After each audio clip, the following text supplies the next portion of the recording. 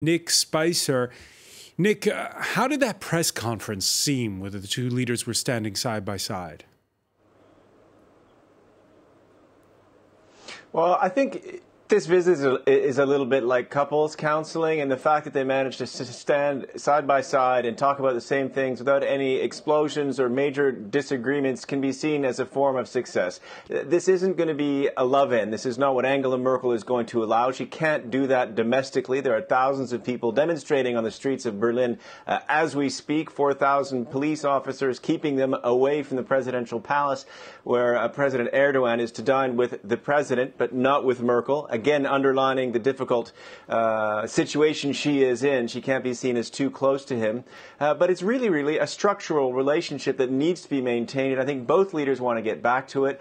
Erdogan needs it in large part, as you were saying earlier, because of the economic situation in Turkey, which was aggravated by Donald Trump's sanctions on Turkish steel and aluminum in August. And he said both countries, Germany and Turkey, recognize that protectionism is a problem they need to confront, without naming Trump. And Angela Merkel, equally, is very concerned about the situation in the Middle East, the refugee flows. Let's remember that in 2015, she opened the doors to around 1 million people from Syria and Iraq, and came under a lot of domestic fire because of that decision. So she brokered a €3 billion deal between the European Union and Turkey to sort of stem that flow. She needs that maintained.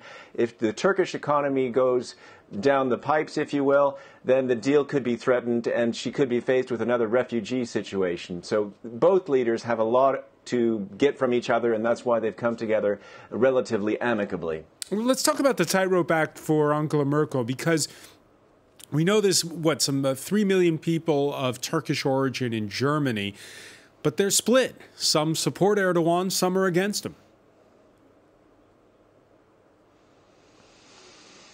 Well, yes, that's true. And I think it's significant to underline there's a presence of a lot of Kurdish people from Turkey who are not very big fans of President Erdogan. But look, in the last election, around 60% of the people who were registered to vote did vote for him, for his party. And so he has a widespread support here. However, he has a lot of people he would like to have extradited from Germany. That is another source of tension. Not just members of the PKK, which is the Kurdish militant group, but Gulenists, followers of the cleric who lives in the United States in Pennsylvania, whom he blames for organizing the 2016 coup, which nearly saw him kicked out of office. He says there's a lot of them in Germany, and he asked the Germans in an editorial op-ed signed in one of the leading newspapers here to have that Gulen movement branded a terrorist organization, which was refused. But look, you're right. It's a structural relationship which has a lot of demographic elements to it. 3 million people in Germany of Turkish extraction,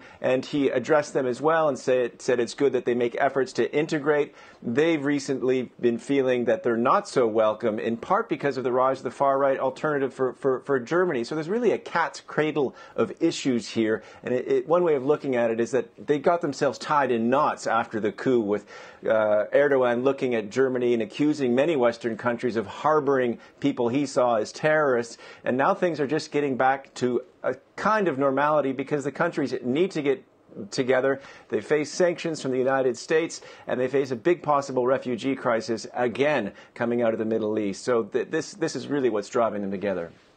Nick Spicer in Berlin.